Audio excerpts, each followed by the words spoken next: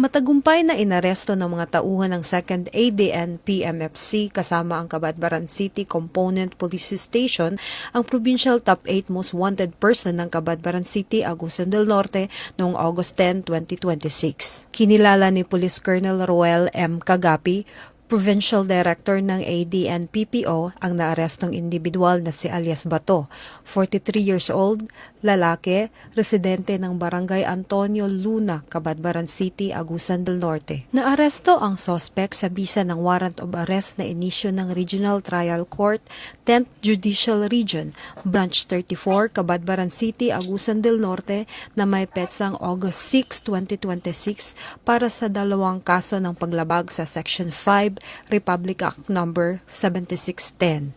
Ang mga kaso ay nakadokumento sa Criminal Case No. CR-2026-337 at CR-2026-338 na may inirekomendang piyansa na 200,000 piso. Sa kasalukuyan, nasa kustudiya na ng pulisya ang suspect para harapin ang naturang kaso. Mula dito sa Police Regional Office 13, ako ang inyong PNN News Correspondent, Police Staff Sergeant Iris Joy Laureto, alagad ng batas, tagataguyod ng balitang pulis.